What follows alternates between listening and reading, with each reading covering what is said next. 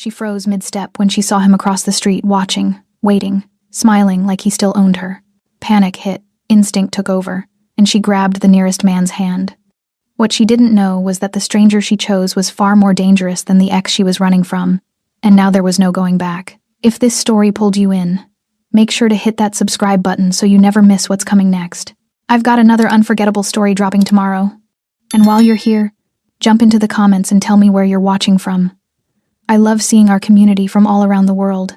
Alright, let's get back into it. The smell of rain on asphalt mixed with expensive leather and exhaust fumes as Bella Simon pushed through the glass doors of the downtown fundraiser.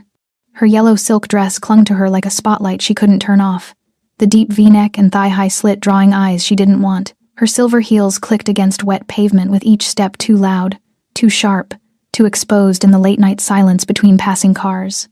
3 blocks to the parking garage. Bella kept her pace steady, her clutch pressed against her ribs. The fundraiser had run long, and now the streets felt emptier than they should have. Streetlights reflected off puddles and streaks of gold and white, blurring her vision as she scanned doorways and side streets out of habit. Just keep moving. Her chest tightened before her mind registered why. That familiar prickle at the base of her neck, the one that had kept her alive during 2 years with Ruben Bruno. The one that warned her when his mood was shifting. When his voice got too quiet. When leaving meant more danger than staying. She forced herself to breathe evenly, her fingers tightening around her clutch. 2 years free, and her body still remembered, still anticipated, still prepared for impact. A car passed, headlights sweeping across the storefronts. In the brief illumination, Bella saw him, Ruben, across the street, hands in his coat pockets, watching her the way he always had, like something that belonged to him had wandered too far from home. Her stomach dropped. The parking garage was still 2 blocks away, too far. There were people on the sidewalk ahead, a couple walking arm in arm, a man in a black suit checking his phone, but no one close enough to move. Don't freeze. Freezing is what he wants. Ruben's silhouette shifted. He was going to cross the street. In 30 seconds, he'd be standing in front of her, smiling that reasonable smile, speaking in that measured tone that made her sound hysterical for being afraid. He'd ask how she'd been, comment on her dress, suggest they talk somewhere private, and she'd be right back where she started. Bella's throat constricted. Her pulse hammered against her collarbone. She could turn around, go back into the fundraiser, but Ruben would wait. He was good at waiting. Patient in the way predators are patient. The man in the black suit was 20 feet ahead, still focused on his phone, tall, broad-shouldered, with dark hair styled back and tattoos visible at his neck, intricate ink that disappeared beneath his collar. More tattoos covered the back of his hand holding the phone, dark lines against pale skin. Bella didn't think. Thinking meant paralysis. Paralysis meant Ruben would close the distance, and once he was close enough to touch her, she'd remember how good he was at making her doubt her own instincts. She closed the gap in 4 quick steps and grabbed the stranger's hand. The man stopped mid-stride, his head turned slowly, dark eyes dropping to where her fingers had locked around his. Bella's breath caught. Up close, she could see the sharp line of his jaw, the controlled stillness in his posture, the way his gaze moved from their joined hands to her face with the precision of someone assessing a threat. She waited for him to pull away, to demand an explanation, to shake her off like she was unstable. He did none of those things. His fingers shifted just slightly and then closed around hers. Firm, deliberate, anchoring, the air between them changed. Bella couldn't name it, but she felt it in her bones. The way sound seemed to dull, the way the city lights blurred at the edges, the way this stranger's presence suddenly felt like a wall between her and everything else. Across the street, Ruben had stepped off the curb.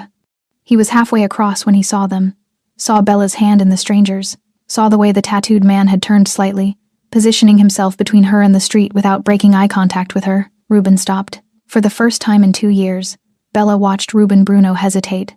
The stranger didn't look at Ruben, didn't acknowledge the threat at all. His dark eyes stayed on Bella, reading something in her expression that made his grip tighten fractionally. "Walk with me," he said.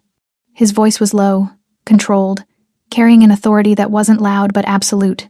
Not a question, not a command. Something in between that left no room for argument. Bella nodded. They started walking. The stranger's stride was measured, unhurried, as if they'd been walking together all along, as if this was planned, as if Bella hadn't just grabbed a complete stranger's hand in the middle of a downtown street out of sheer desperation. Behind them, Bella felt Ruben's gaze burning into her back. She didn't turn around, didn't check to see if he was following, The stranger's hand in hers was steady, grounding, and for the first time in months, she let someone else carry the weight of awareness. They walked half a block in silence. "He's still watching," the stranger said quietly. Bella's breath shuddered. "I know. Does he usually follow you?" The question was casual, almost conversational, but there was something beneath it, something sharp and assessing. "Sometimes," Bella admitted. "Not always. Just when he thinks I've forgotten about him." The stranger's jaw tightened almost imperceptibly. "And have you?" "No." They reached the corner. The parking garage entrance was visible now, a concrete mouth lit by fluorescent lights. Bella expected the stranger to release her hand, to make some polite exit now that the immediate danger had passed. He didn't. Instead, he guided her past the parking garage entrance and toward a sleek black car idling at the curb. A younger man stood beside it, dark jacket, lean build, watchful eyes that tracked their approach with the alertness of someone trained to notice everything. The younger man's gaze flicked to their joined hands, then to the stranger's face. Whatever he saw there made him straighten and move to open the rear door without a word. "Get in," the stranger said. Bella hesitated. Every instinct that had screamed at her to grab this man's hand was now screaming something different, something she couldn't quite decipher. The stranger seemed to sense her reluctance. He released her hand finally and stepped back, giving her space. "He's across the street," he said calmly, "watching to see what you'll do. If you go to your car alone, he'll approach. If you get in mine, he won't." Bella's heart hammered. "Why?" The stranger's dark eyes held hers. "Because he doesn't know who I am yet, but he's trying to decide if he should find out." A pause. Then, quieter. "I'm giving you a choice. Take it or don't." Bella looked past him.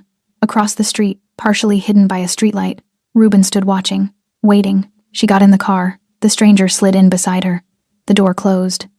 The younger man returned to the driver's seat, and the car pulled smoothly away from the curb.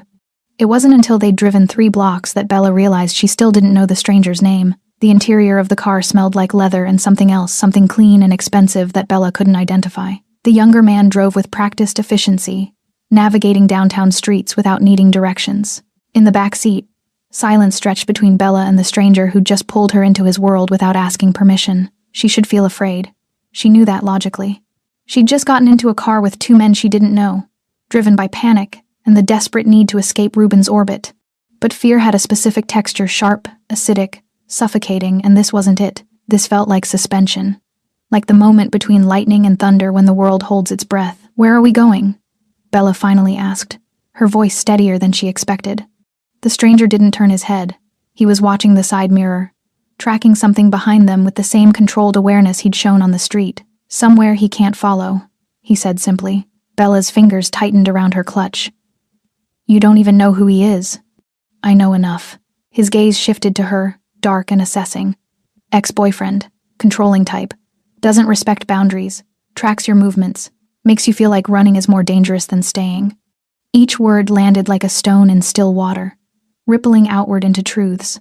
Bella had never spoken aloud, her throat constricted. I've seen men like him before." The stranger's tone was matter-of-fact, clinical. "They wear expensive suits and smile at the right people, and everyone thinks they're reasonable, successful, a little intense maybe, but harmless." He turned fully toward her now, and Bella felt the weight of his complete attention. "But you know better. You've seen what happens when doors close and witnesses leave, when his voice gets quiet instead of loud, when he makes you feel crazy for being afraid of someone who's never technically done anything wrong." Bella's breath caught. 2 years of trying to explain Reuben to friends who didn't understand, to herself in the mirror at 3 a.m., and this stranger had just articulated it in 30 seconds. "Who are you?" she whispered. The corner of his mouth lifted, not quite a smile, more like acknowledgement of a fair question. "Leandro," he said. "And you don't need to tell me your name." Not yet, but Bella found herself answering anyway. "Bella Simon." Leandro nodded once, as if filing the information away. Then he returned his attention to the side mirror. They'd been driving for 6 minutes, taking seemingly random turns through downtown, and Bella realized with a start that they were being deliberately evasive. "Is he following us?" she asked. He was. 2 blocks back, silver Audi. He dropped off when we turned on 5th. The casual certainty in Leandro's voice sent a chill down Bella's spine. He'd been tracking Reuben's movements the entire time, monitoring the threat without ever appearing concerned. The car turned into an underground parking structure, upscale, well lit, with security cameras visible at regular intervals. The younger driver pulled into a spot near the elevator and killed the engine. "Give it 5 minutes," Leandro said to the driver, who nodded and pulled out his phone, settling in to wait. Leandro opened his door and stepped out, then turned back to offer Bella his hand. She stared at it for a heartbeat, the same hand she'd grabbed in desperation 20 minutes ago, now extended in invitation rather than emergency. She took it. The parking garage was quiet, except for the distant hum of ventilation and the echo of their footsteps. Leandro led her to a concrete pillar near the elevator, positioned so they could see the entrance ramp, but remain partially hidden from view. "We wait here," he said, releasing her hand. "If he followed us in, we'll know in the next 3 minutes." Bella leaned against the pillar, suddenly exhausted. The adrenaline that had carried her through the last half hour was ebbing, leaving behind a trembling awareness of how completely her night had derailed. "You do this often?" she asked, aiming for lightness and missing.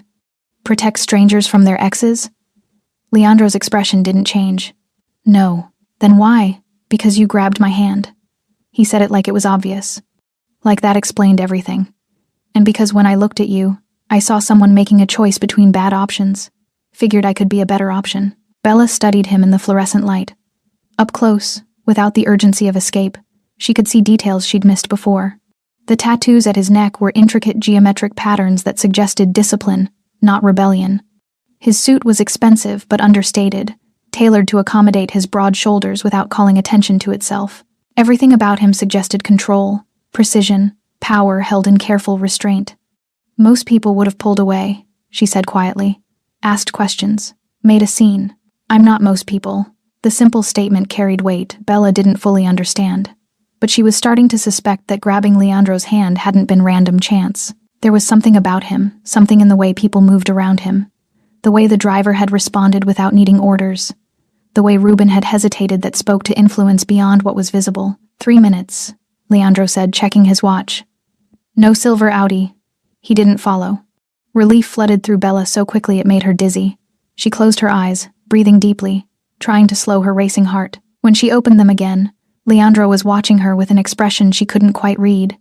"He'll try again," he said, not cruelly, just factually. "Men like him don't stop because you avoided them once." Bella's jaw tightened.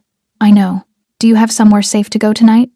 She thought of her apartment, the locks she'd changed twice, the security system Ruben had probably figured out how to bypass, the windows that faced the street where he liked to park and wait. "Not really," she admitted. Leandro nodded slowly, as if this confirmed something he'd already suspected. He pulled out his phone, typed something quickly, then pocketed it again. "I'm going to have someone check your building," he said. "Make sure he's not waiting there. In the meantime, you stay mobile. I can't just—" "You grabbed my hand." Leandro's voice was calm, implacable. "That means you're in my sphere now, whether you meant to be or not." He started walking toward the car, then paused and looked back. "I don't ask questions you're not ready to answer, Bella. And I don't make promises I can't keep. But I will tell you this. He won't touch you. Not while I'm paying attention." The certainty in his voice was absolute, terrifying, and somehow, the safest thing Bella had heard in 2 years. The coffee shop Leandro chose was still open, despite the late hour, one of those sleek downtown places with floor-to-ceiling windows and minimalist furniture that cost more than it looked. Bella sat across from him at a corner table, her hands wrapped around a cup of tea she hadn't asked for but that had appeared in front of her anyway. The younger driver, whose name she still didn't know, sat 3 tables away with his back to the wall and his eyes on the door. "Watching. Always watching. Your apartment's clear," Leandro said, setting his phone face down on the table. "No silver Audi in your building's lot or on the surrounding streets. Security footage shows he drove past twice but didn't stop." Bella's shoulders sagged with relief she hadn't realized she was holding. "How did you—" "I made a call." The simplicity of the statement raised more questions than it answered. Bella studied Leandro across the table, trying to reconcile the man who'd stepped between her and danger with the one who could apparently access security footage and deploy people to surveil her building within 30 minutes. "You're not just some guy who happened to be walking past me tonight," she said slowly. Leandro's expression didn't change. "No. What are you then?" He took a sip of his espresso black, no sugar, and set the cup down with deliberate care. "Someone who can help you. If you let me." It wasn't an answer. Bella recognized evasion when she heard it. She'd become an expert at reading between lines during her years with Ruben, but there was a difference between Ruben's evasions designed to confuse, to gaslight, to maintain control through uncertainty in this. Leandro wasn't hiding the truth. He was letting her choose how much she wanted to know. The realization was startling. "Why would you help me?" Bella asked. "You don't know me. Don't owe me anything." "True." Leandro leaned back in his chair, the movement casual but his gaze sharp. "But you grabbed my hand. That tells me something about your instincts. And I trust instincts more than I trust explanations." Before Bella could respond, the coffee shop door opened. A couple entered, laughing about something, and moved toward the counter. The barista greeted them with familiar warmth, taking their order without needing to ask for details. But Bella noticed the shift. The barista's eyes had flicked toward their corner table first, just for a second. Just long enough to register Leandro's presence before returning to the customers with practiced professionalism. The younger driver had tensed almost imperceptibly, his hand moving to his jacket before recognizing the newcomers as harmless. And when the couple finally noticed Leandro sitting in the corner, their laughter quieted, not fearfully, more like awareness. The kind of awareness people have when they recognize someone important and don't want to intrude. They collected their drinks and left quickly, their earlier ease replaced by something more subdued. Bella's pulse quickened. "They know you. They know of me," Leandro corrected. "There's a difference." "What's the difference?" Leandro met her gaze steadily. "Knowing someone means understanding who they are.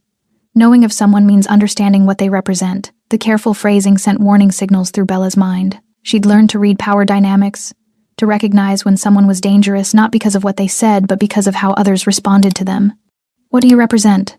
she asked quietly. For the first time since she'd grabbed his hand, Leandro hesitated. Not long, maybe 3 seconds, but enough for Bella to understand that his answer mattered, that he was choosing his words with the same precision he seemed to apply to everything else.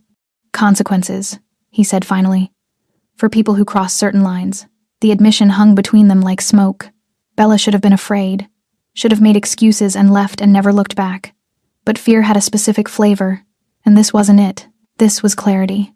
"You're not a lawyer," she said. "No, not a cop, definitely not." Bella's fingers tightened around her cup. "Ruben runs with people who think they're untouchable. Lawyers, business owners, city council members, men who've built reputations on being respectable. I know the type. He has connections, resources. He's made it very clear that if I ever tried to..." She stopped, her throat constricting around words she'd never spoken aloud. "He knows people, important people." Leandro's expression didn't change, but something shifted in his eyes, something cold and absolute. "So do I," he said quietly. "And my people make his people nervous." The words settled over Bella like a weighted blanket, simultaneously comforting and terrifying. She was beginning to understand that Leandro operated in a world parallel to the one she knew. A world where power wasn't measured in job titles or social status but in something far more tangible. Influence, control, the ability to make things happen or not happen through channels that didn't appear on any organizational chart. "What's your last name?" Bella asked suddenly. Leandro studied her for a moment, as if deciding whether she was ready for the answer. "Borrego," he said. The name meant nothing to Bella. She waited for recognition that didn't come, for some reference point that would help her understand. Leandro seemed to read her confusion, and the corner of his mouth lifted slightly.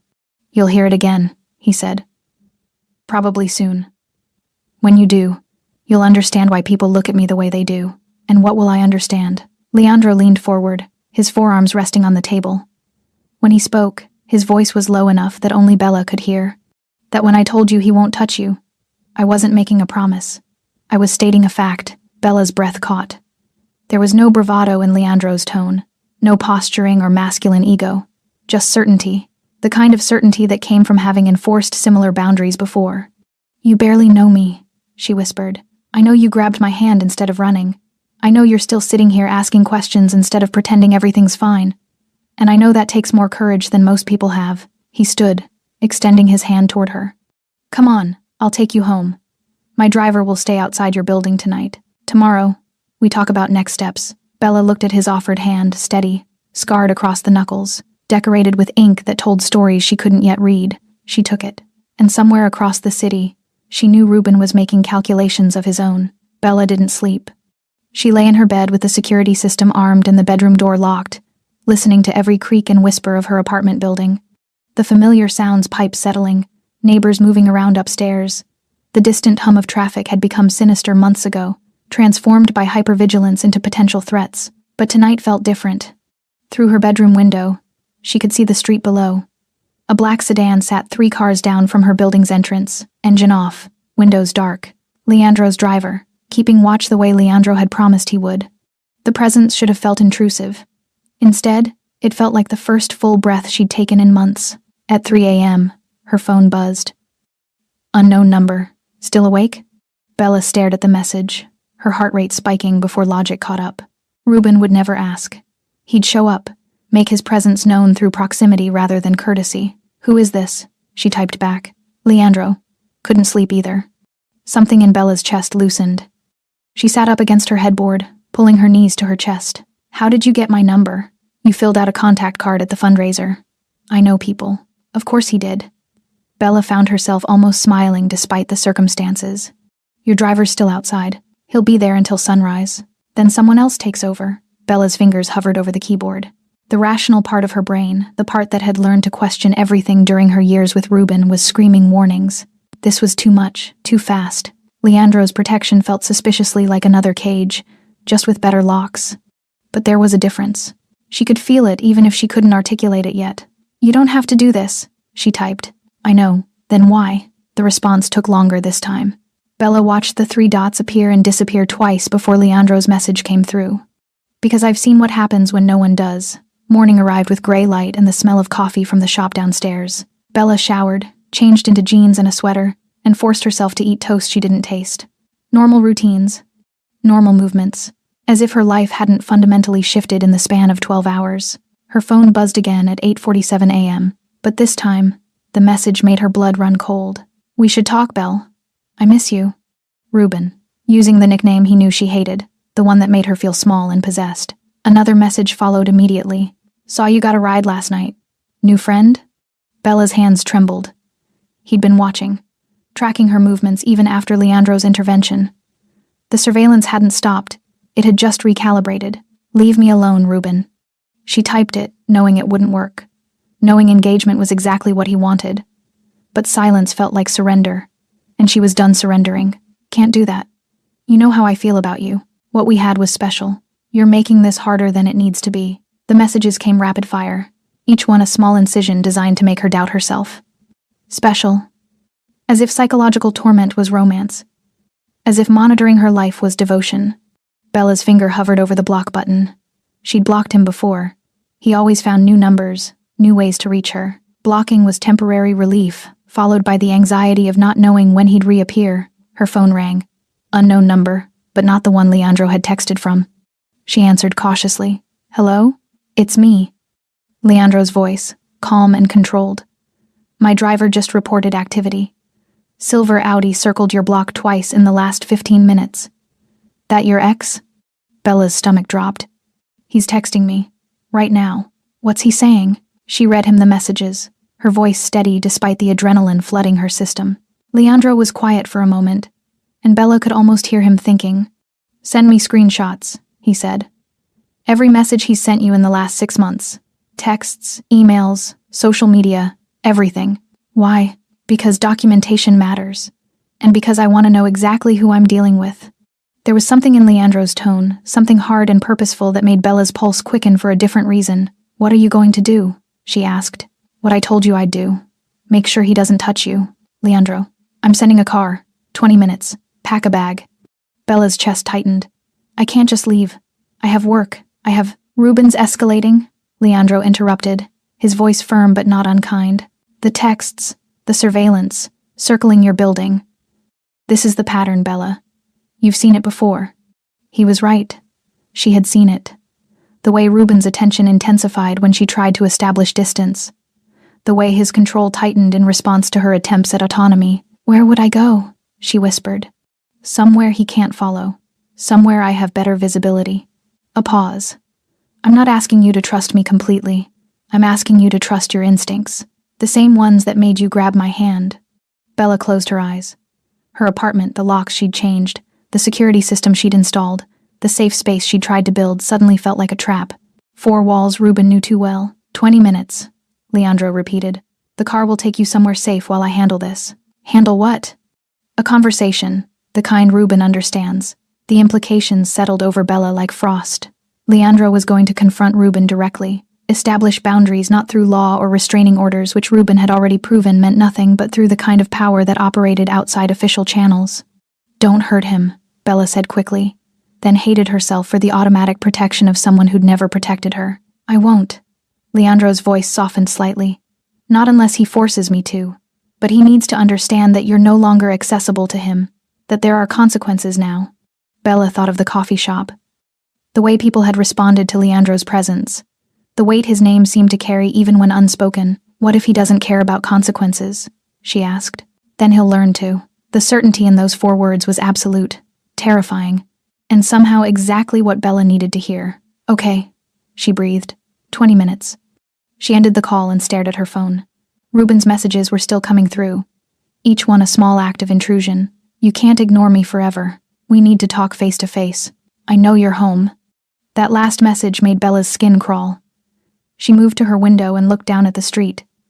The black sedan was still there, but now she could see the silver Audi parked 2 blocks down.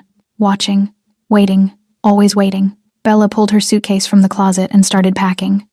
The safe house wasn't what Bella expected. She'd imagined something industrial, concrete walls, minimal furniture, the kind of stripped-down space that screamed temporary shelter. Instead, the car had brought her to a brownstone in a quiet neighborhood 20 minutes from downtown. Tree-lined street, well-maintained buildings, the kind of place where people walked dogs and knew their neighbors' names. The driver who'd finally introduced himself as Isaac carried her suitcase up 3 flights of stairs to an apartment that was clean, furnished, and surprisingly warm. Hardwood floors, soft lighting, a kitchen that actually looked used. Mr. Borrego owns the building, Isaac explained, setting her bag by the door. You're the only person on this floor. I'll be downstairs. You need anything, you call this number. He handed her a card with a single phone number printed on it. Nothing else. How long am I staying here? Bella asked. Isaac's expression was carefully neutral. As long as it takes. He left before she could ask what that meant. Bella stood in the middle of the apartment, her phone clutched in her hand, trying to process the surreal shift her life had taken. 48 hours ago, she'd been navigating her carefully constructed routine work, home, avoiding places Reuben might be. Now she was in a safe house owned by a man whose last name she'd only learned the night before. Her phone buzzed. Leandro, Isaac got you settled? Yes, this is a lot. I know, but you're safe there. Reuben doesn't know about this place. Can't know about it. Bella sank onto the couch, exhaustion finally catching up with her. Did you talk to him? The 3 dots appeared, then disappeared, appeared again. Finally, Leandro's response came through. Not yet, soon. There's something you need to understand first. What? The way I operate. The rules I follow. Before Bella could respond, her phone rang. Leandro's voice was calm when she answered, but she could hear traffic in the background.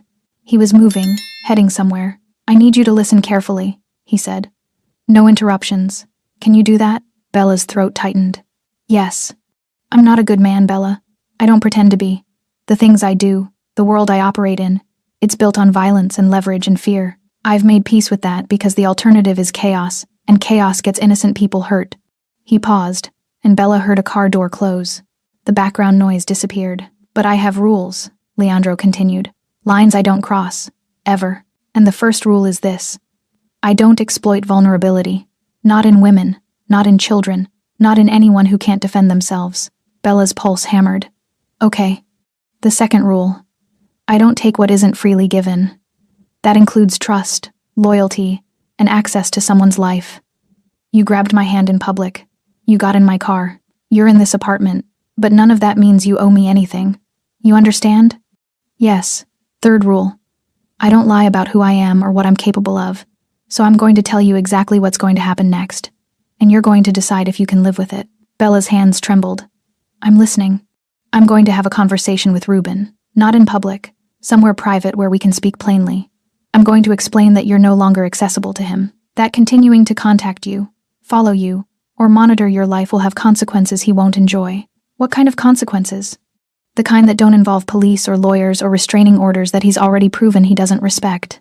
Leandro's voice was matter of fact. I'm going to make it clear that every text, every drive past your building, every attempt to re-establish contact will cost him something. Money first, then reputation, then things he values more than either. Bella's breath caught. You're going to threaten him. I'm going to promise him. There's a difference. Threats are about what might happen. Promises are about what will. The distinction made Bella's skin prickle.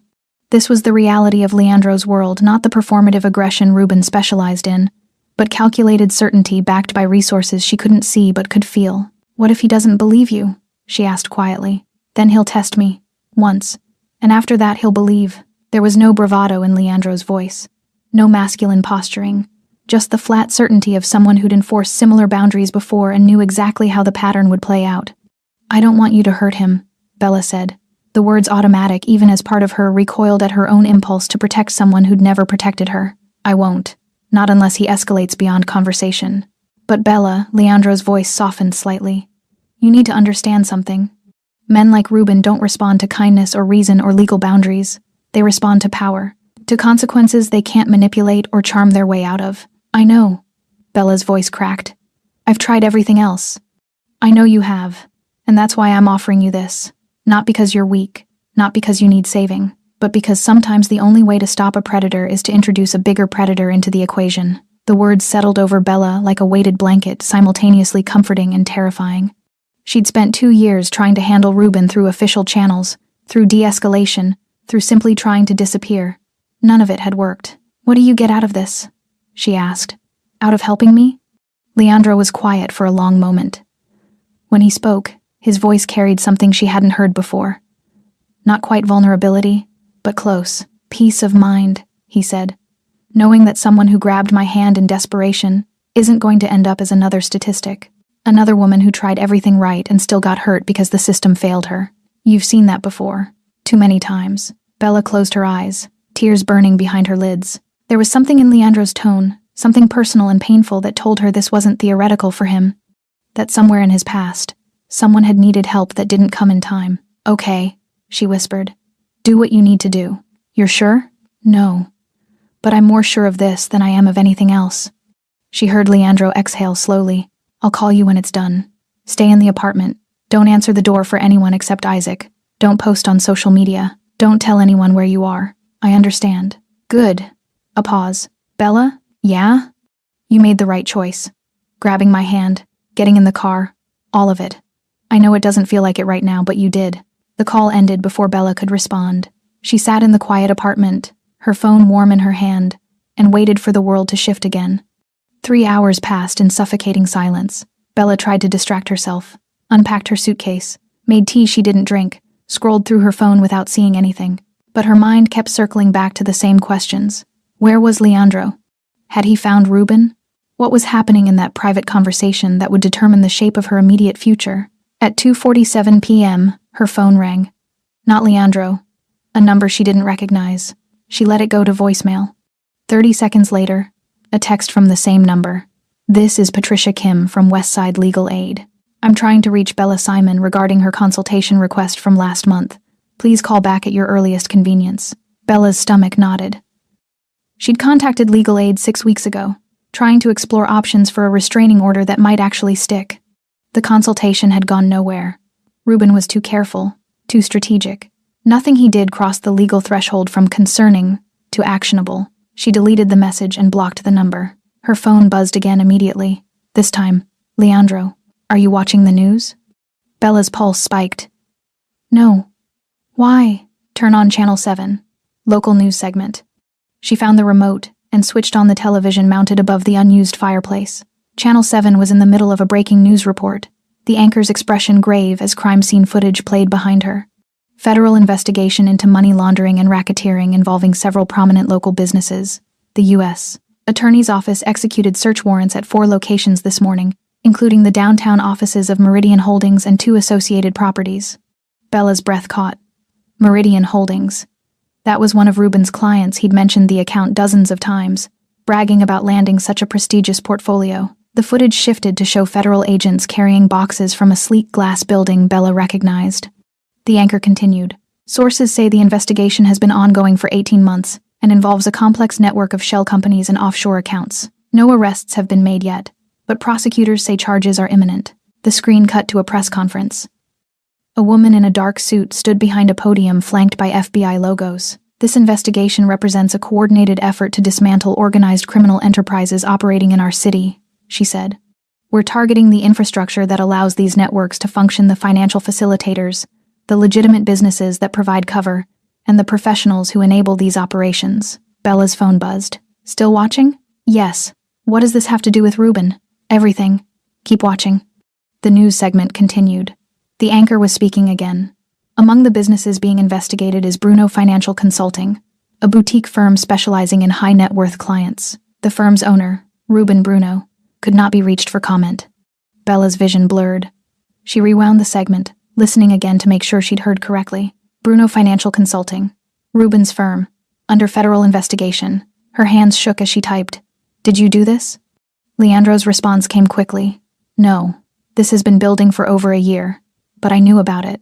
How? Because the people investigating Meridian are also investigating other things. Bigger things. Things that intersect with my world. Bella stared at her phone, trying to process the implications. Leandro had known Ruben was vulnerable, had known there was federal attention on his business, his clients, his carefully constructed professional life. You could have told me, she typed. I just did. The timing matters. Another message followed. Ruben's world is about to get very complicated. Federal investigations mean audits, depositions, asset freezes. He's going to be too busy protecting himself to focus on you. Bella's throat tightened. The news was still playing more footage of federal agents, more statements from prosecutors, more speculation about the scope of the investigation. This is why you waited, she typed slowly. Why you didn't confront him immediately, partly. I needed to understand the full picture first. And now you do? Now I know exactly where the pressure points are. Bella set her phone down, her mind racing. Leandro hadn't just offered her protection, he'd been gathering intelligence, mapping the landscape of threats and vulnerabilities, identifying leverage points she couldn't see. This wasn't impulse. It was strategy. Her phone rang. Leandro, not texting this time. The investigation is real, he said when she answered. I didn't manufacture it, but I did make sure certain information reached the right people at the right time. What information? Details about transactions Ruben thought were buried. Connections between his clients and entities the feds were already monitoring. Nothing fabricated, just illuminated. Bella's pulse hammered. You accelerated their timeline. I created urgency. There's a difference. Leandro's voice was calm, clinical. The investigation was going to happen regardless. I just made sure it happened now, when it could be useful. Useful for what? For making Ruben understand that he has bigger problems than you, that continuing to harass you while federal prosecutors are examining his entire professional life is a distraction he can't afford. The calculation was staggering. Leandro hadn't threatened Ruben with violence or intimidation, he'd threatened him with exposure, with the collapse of the carefully maintained facade that men like Ruben built their identities on. What happens now? Bella asked quietly. Now, Ruben makes choices. He can cooperate with investigators and maybe minimize the damage, or he can fight it and watch his life unravel piece by piece. Either way, he won't have time or resources to focus on you, and if he tries anyway, then he proves he's reckless, as well as obsessive. And reckless people make mistakes that are easier to exploit. Bella closed her eyes. Part of her felt relief the crushing weight of Ruben's attention might finally be lifting. But another part felt something darker. Satisfaction, maybe. Or justice of a kind the legal system had never provided. You didn't just protect me, she said slowly. You went to war. No. Leandro's voice was firm. I redirected an existing war so it served a useful purpose. There's a difference. Is there? Yes. Because I'm not destroying Ruben for you, Bella. I'm creating conditions where he destroys himself. All I did was make sure the truth found the right audience. The distinction felt thin, but Bella understood the logic. Leandro operated in a world where power wasn't about direct confrontation. It was about information, timing, and understanding how systems could be leveraged. When do I get to leave here? She asked. Few more days. Let the investigation dominate the news cycle. Let Ruben's world catch fire. Then we reassess. And then you decide what kind of life you want to build, with or without my involvement. The offer hung between them, genuine autonomy wrapped in temporary protection. Okay, Bella whispered. Get some rest. This is just beginning. The call ended. Bella sat in the quiet apartment, watching news coverage of Ruben's collapsing world, and felt something she hadn't felt in 2 years. Hope. 5 days. That's how long Bella stayed in the safe house, watching Ruben's world disintegrate through news coverage, and Leandro's carefully curated updates. Federal investigators had seized financial records. Clients were jumping ship. Ruben's face appeared on local news segments, looking progressively more haggard with each appearance. And through it all, the texts kept coming, not as frequently, not with the same confidence. But they came. This is all a misunderstanding. I need to talk to you. You're the only one who understands. Please, Belle. I'm losing everything. Each message was a small act of audacity, proof that even with his professional life imploding, Ruben still believed he had claim to Bella's attention. Still thought he could draw her back into his orbit through manufactured crisis. On the 6th morning, Leandro called. Time to go home, he said without preamble. Isaac will drive you. Your apartment's been swept, new locks installed, security system upgraded. There's also a panic button by your bed that connects directly to my people. Bella's stomach nodded. You think I still need that? I think preparation prevents problems. A pause. Ruben's been quiet for 48 hours. No drive-bys. No surveillance we can detect. The investigation has him pinned down. But men like him don't disappear gracefully. Meaning he might make one last desperate play before reality fully sets in. I want you protected if he does. The words settled over Bella like frost. She'd been in this protective bubble for nearly a week, insulated from immediate danger. The thought of returning to her normal life, even with upgraded security, made her chest tighten. What kind of play? She asked quietly. The kind where he shows up unannounced, makes a scene, tries to force a confrontation that puts you in a position where you have to respond. Bella closed her eyes. She knew that pattern. Had lived through variations of it during their relationship.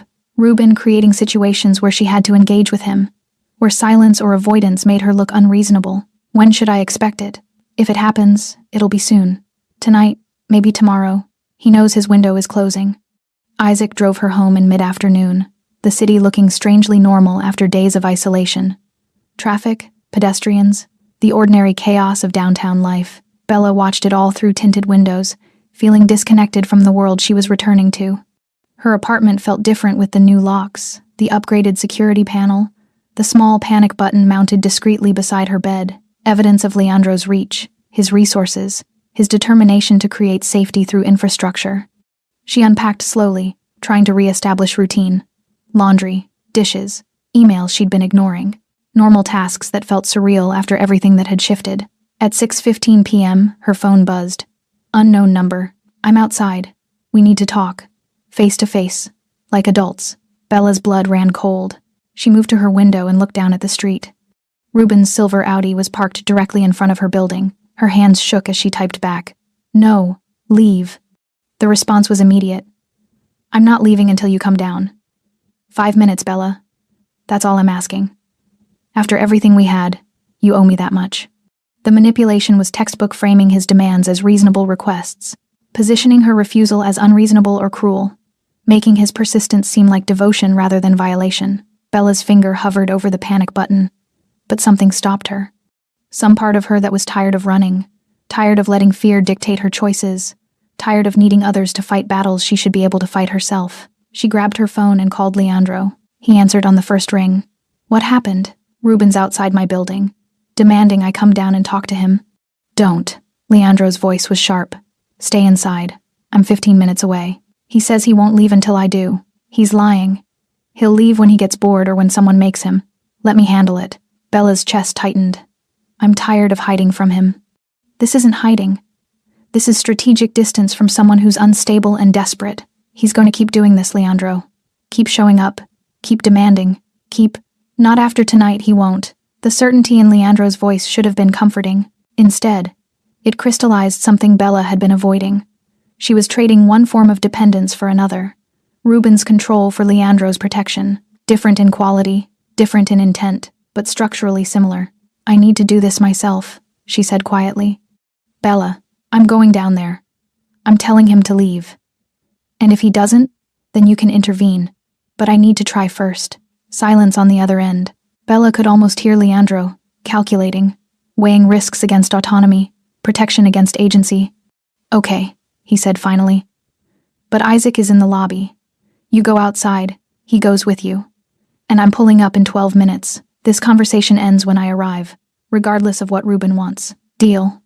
Bella hung up before she could second-guess herself. She grabbed her keys, checked her reflection in the mirror, steady despite the adrenaline, and headed downstairs. Isaac was waiting by the entrance, his expression neutral but his posture alert. He didn't try to stop her when she pushed through the door, just fell into step 3 feet behind her, a silent presence that managed to be both respectful and protective. Reuben was leaning against his car, arms crossed, that familiar expression of patient suffering on his face. The one that said, "Look what you're making me do." When he saw Bella emerge, his expression shifted relief, possessiveness, vindication, all flickering across his features. "Finally," he said, pushing off the car. "I was starting to think you'd forgotten basic courtesy." Bella stopped 10 feet away, Isaac a steady presence just behind her left shoulder. "You need to leave, Reuben. We need to talk. About what's happening, about—" "No, we don't. There's nothing to talk about." Reuben's jaw tightened. "Don't be childish, Belle. After 2 years together, I deserve more than being ghosted while my life falls apart. You deserve exactly what you're getting. Consequences for choices you made. Choices." His voice rose. "You think I chose to have federal investigators destroy my business? You think I think you built a life on deception, and it caught up with you. That's not my problem." Reuben's expression darkened. He took a step forward. Isaac shifted almost imperceptibly, and Reuben's eyes flicked to him for the first time, registering the silent threat. "Who the hell is this?" Reuben demanded. "Someone who's making sure this conversation stays civil." "Civil?" Reuben's laugh was bitter. "You're bringing muscle to intimidate me? After everything I've done for you? You've done nothing for me except make me afraid to live my own life." "That's not—" Reuben stopped, his hands clenching into fists. "You're being manipulated, Bella. By whoever's put these ideas in your head. By whoever's turning you against me. No one turned me against you, Reuben. You did that yourself." Headlights swept across the street. A black car pulled up behind Reuben's Audi, smooth, deliberate, blocking him in. Leandro stepped out. Reuben's face went pale. Bella watched the transformation happen in real time, the confident aggression draining away as Leandro approached with measured, unhurried steps. There was no urgency in his movement, no visible threat, just presence. The kind that made the air feel heavier. "You should leave," Leandro said to Reuben, his voice conversational. Reuben straightened, trying to reclaim some authority. "This is a private conversation. Between me and Bella." "No." Leandro stopped 5 feet away, his hands relaxed at his sides. "This is you harassing someone who's asked you multiple times to stay away. There's a difference. I don't know who you think you are." "Leandro Borrego." He said it simply, letting the name do its work. Bella saw recognition flicker across Reuben's face. Not immediate, but building. The kind of recognition that came from whispered warnings, from knowing just enough about the city's power structures to understand when you'd wandered into dangerous territory. "I don't care who you are," Reuben said, but his voice had lost its edge. "Bella and I have history. You can't just—" "I can. And I am." Leandro's tone remained calm. "Here's what happens next. You get in your car. You drive away. You delete Bella's number, her address, every point of contact you have, and you never approach her again." Reuben's hands clenched. "You can't tell me?" "I'm not telling you. I'm explaining reality." Leandro took 1 step closer. "You're under federal investigation. Your business is collapsing. Your reputation is being dismantled piece by piece. The last thing you need is additional problems. Are you threatening me?" "I'm clarifying consequences. Every text you send Bella, every time you drive past her building, every attempt to force contact, those are choices that carry costs. Right now, those costs are manageable. Escalate, and they stop being manageable." Bella watched Reuben's expression shift from defiance to calculation. He was measuring risks, trying to determine if Leandro's words were bluff or promise. "I haven't done anything illegal," Reuben said carefully. "Yet," Leandro agreed, "and keeping it that way requires making smart decisions. Starting now." The silence stretched.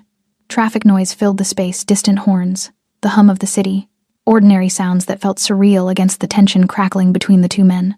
"This isn't over," Reuben said finally, looking past Leandro to Bella. "We have unfinished business." "No," Bella said, her voice steady. "We don't. We're done, Reuben. Completely." Something in Reuben's expression cracked. Not into rage, but something worse, desperate need poorly masked as righteousness. "You don't mean that. You're confused. You're being influenced." "I mean it." Bella took a step forward, and Isaac moved with her like a shadow. "I meant it 2 years ago when I left. I meant it every time I blocked your number. I meant it every time I changed my routine to avoid you. I'm done being afraid of you." "I never made you afraid," Reuben protested. "I loved you." "No. You controlled me. You monitored me. You made me doubt my own reality. That's not love. Ruben's jaw worked. His eyes darted between Bella and Leandro, looking for an opening, some angle he could exploit. Finding none. Get in your car, Leandro said quietly. Last time I asked nicely. The threat beneath the words was unmistakable. Ruben heard it.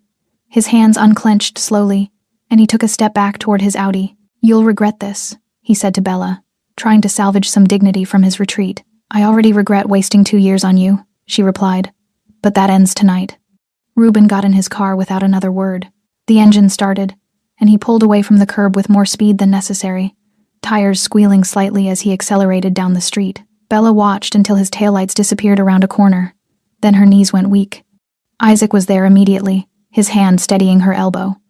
Leandro moved closer but didn't touch her, giving her space to process what had just happened. You did well, he said quietly. Bella laughed sharp, almost hysterical. I was terrified. I know. You did it anyway. That's what counts. She looked up at Leandro, seeing him clearly in the streetlight.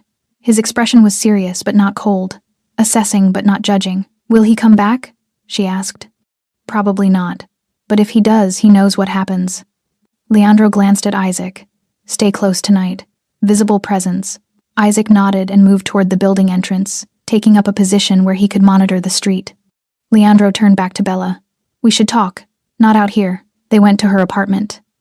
Bella made tea she didn't want, while Leandro stood by the window, checking sightlines and security the way someone else might check their phone. Always assessing. Always aware. You said you'd explain what happens next, Bella said, setting 2 mugs on the coffee table. Leandro sat across from her, his posture relaxed but his attention absolute. I did, and I will. But first, I need you to understand something. What? The world I operate in, it's not clean. It's not legal in ways that matter to most people. The protection I can offer you comes with proximity to things you might not want to be near. Bella wrapped her hands around her mug. Like what? Like knowing that when I say consequences, I mean things that happen in shadows. Like understanding that the reason Ruben backed down isn't because he's rational, it's because people told him stories about what happens when someone crosses me. What kind of stories? Leandro's expression didn't change. True ones. About people who thought my boundaries were negotiable and learned otherwise. I don't advertise what I do, Bella, but I don't hide it either. Not from people in my sphere. The words settled over Bella like cold water. This was the truth Leandro had promised. Unvarnished. Uncomfortable. Real. Are you asking me if I can live with that? She asked quietly. I'm telling you what staying near me means. What accepting my protection means. You're not obligated to any of it. You can walk away right now, and I'll still make sure Ruben stays gone. But if you choose to stay, if you choose to be part of my world even peripherally, you need to do it with full knowledge. Bella studied him across the coffee table. His dark eyes steady, his posture calm, his honesty brutal and somehow respectful. What are you offering exactly? She asked. Safety without ownership, protection without possession, the freedom to build whatever life you want with the certainty that Ruben can't take it from you. And what do you get? Leandro was quiet for a long moment. When he spoke, his voice carried something she hadn't heard before, not quite vulnerability, but close. The knowledge that someone who grabbed my hand in desperation isn't going to become another story about a woman who tried everything right and still got hurt. That matters to me more than you know. Bella felt tears burning behind her eyes. Not from fear or relief, but from something more complicated. Recognition, maybe. Of someone who understood that safety wasn't just about locks and security systems. It was about knowing someone would stand between you and danger without asking for your autonomy in return. I don't want romance, she said carefully, or relationship, or anything that looks like what I just escaped. I'm not offering that. Then what is this? Leandro met her gaze directly. Alliance. Built on choice and mutual benefit, you get protection and freedom. I get the satisfaction of using my resources for something that matters. That's all? That's everything. Bella set down her mug, her hands steadier than they'd been in weeks. Okay, she said. Then I choose to stay. The decision changed something fundamental. Not immediately. Not in ways Bella could articulate in the hours after Leandro left her apartment, with Isaac still stationed outside. But in the days that followed, she felt it a shift in how she moved through the world. For 2 years she'd lived small, carefully, avoiding places Ruben might be, routes he might take, situations where she'd be exposed. Her life had shrunk to accommodate his surveillance, her choices dictated by the need to stay invisible. Now, that was ending. Leandro called the next morning. There's something you should know. Ruben left the city last night. Drove to his parents' house upstate. My sources say he's staying there, while his lawyers try to negotiate with federal prosecutors. Bella's chest loosened. How long will he be gone? Weeks at minimum. Possibly longer depending on how the investigation unfolds.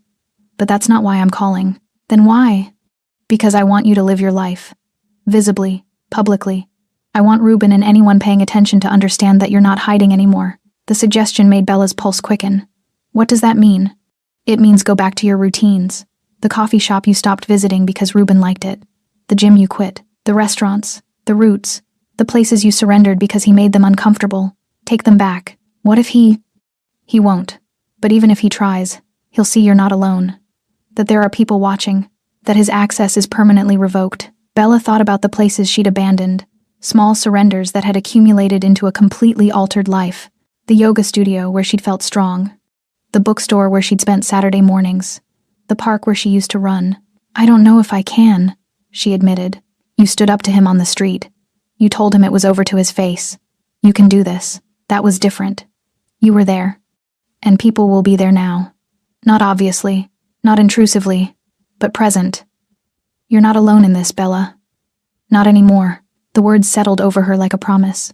Not romantic, not possessive, just certain. Okay, she said.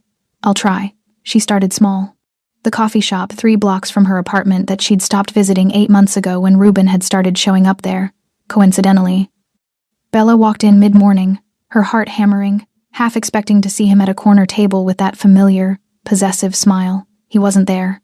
But Isaac was. Sitting near the window with a newspaper, looking like any other customer except for the way his eyes tracked everyone who entered. Bella ordered her usual vanilla latte, no foam, and the barista's face lit up with recognition. Oh my God, Bella. We haven't seen you in forever. Where have you been? The genuine warmth in the greeting made Bella's throat tighten. She'd forgotten what it felt like to be missed rather than monitored. Just busy, she managed. It's good to be back. She sat at her old table by the window, sunlight streaming across her laptop as she tried to focus on work emails. But mostly, she just absorbed the feeling of being somewhere she'd surrendered, reclaiming it inch by inch. Isaac caught her eye once and nodded slightly. Present but not intrusive. A reminder that visibility didn't mean vulnerability anymore. The next day, she went to the yoga studio. The day after that, the bookstore. Each location felt like reclaiming territory she'd ceded to fear, and each time, Bella noticed them Leandro's people, positioned carefully, never obvious but always there. A woman reading near the yoga studio entrance. A man browsing magazines at the bookstore. Different faces, same purpose. Protection without possession. On the 4th day, Bella called Leandro. I want to do something public, something that makes a statement. What kind of statement? That I'm not hiding, that I'm not afraid, that my life belongs to me. Silence on the other end. Then, what did you have in mind? There's a gallery opening downtown Friday night. Modern art exhibit. Ruben hated that kind of thing, said it was pretentious.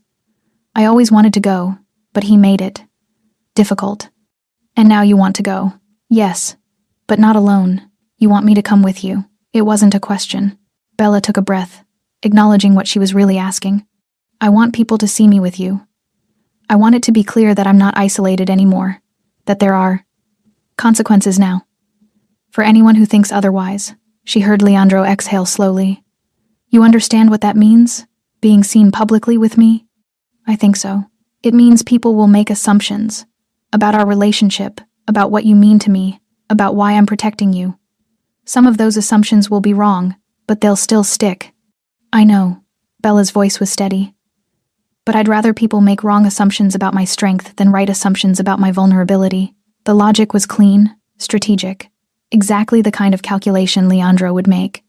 Okay, he said finally. Friday night.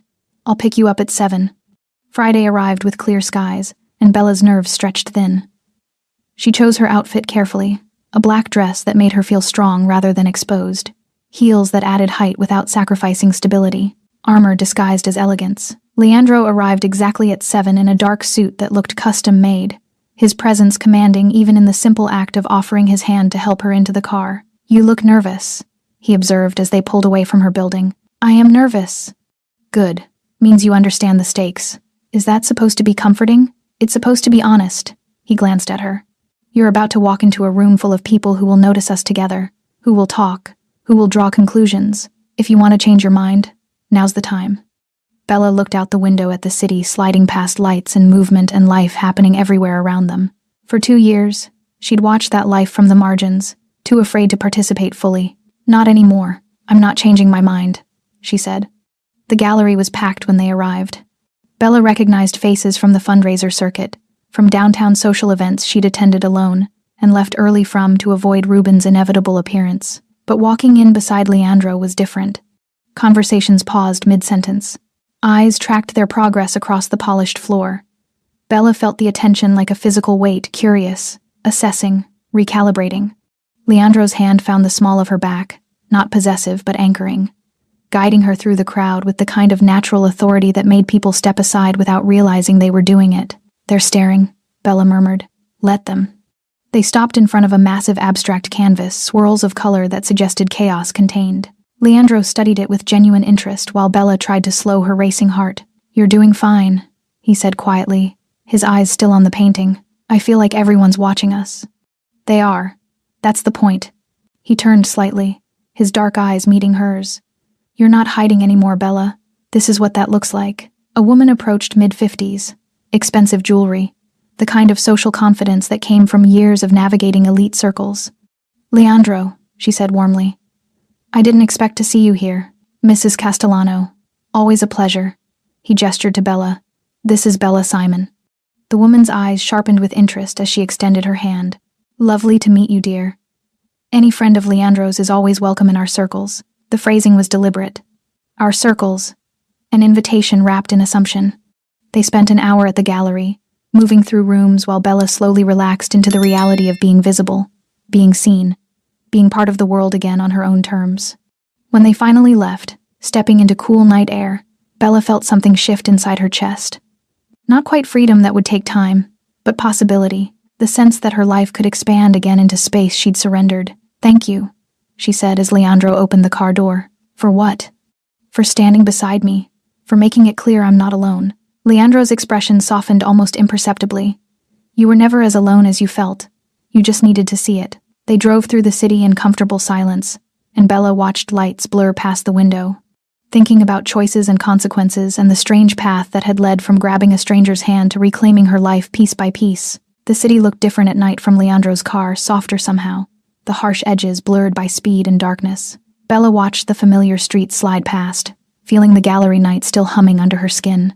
The attention, the visibility, the deliberate claiming of space she'd surrendered.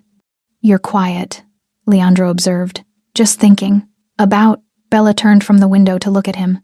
In profile, illuminated by passing streetlights, Leandro looked exactly like what he was: dangerous, controlled, certain. But there was something else too. Something she was only beginning to understand. About how different this feels from 2 years ago, she said.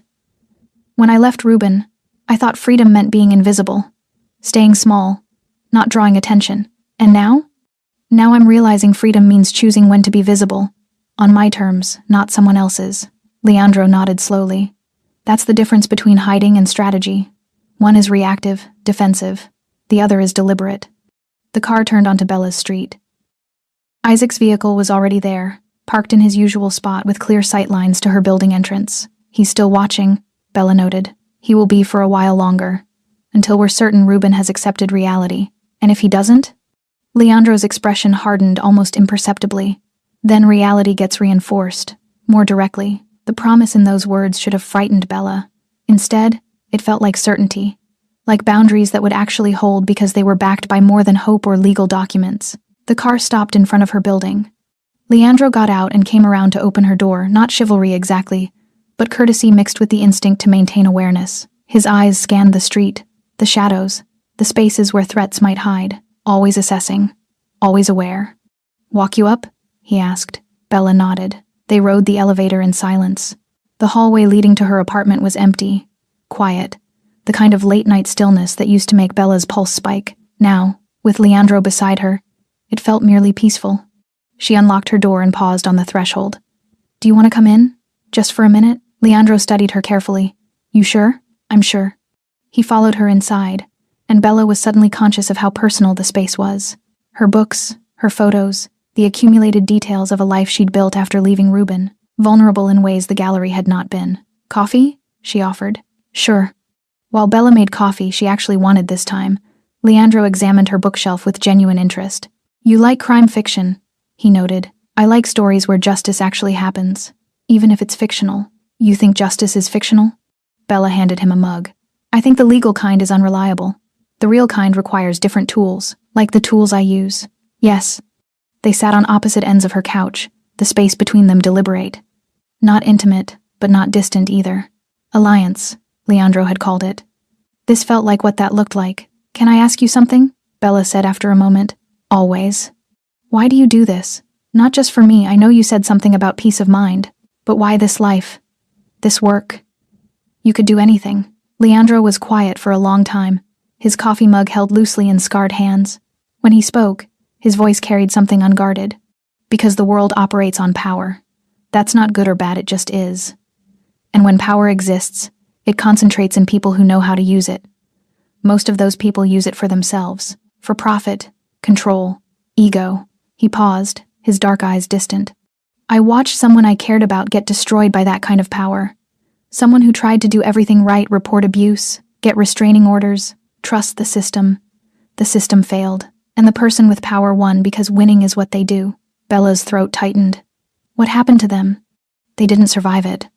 Leandro's voice was flat, factual, and I decided that if I was going to exist in a world built on power, I'd use mine for something other than self-interest. I'd use it to create consequences for people who think vulnerability means permission. The confession settled between them like a shared wound. Bella understood now why Leandro had helped her without hesitation, why protection mattered to him in ways that transcended strategy or obligation. "I'm sorry," she said quietly. "Don't be. It made me who I am, and who I am just happened to be standing on a street corner when you grabbed my hand." Bella smiled despite the heaviness in her chest. "Lucky timing. Or good instincts." Leandro set down his mug. "You chose well, Bella. Even in panic, even in fear. You chose someone who could actually help. That says something about your survival skills. Or desperation. Desperation with good judgment is still judgment." They sat in comfortable silence, the kind that came from shared understanding rather than running out of things to say. Outside, the city continued its endless motion, traffic, voices, life happening in countless variations. "What happens now?" Bella asked finally. "Now you keep living, keep reclaiming space, keep building the life you want. And you?" Leandro's expression was unreadable. "I keep making sure you can do that safely, for as long as it takes.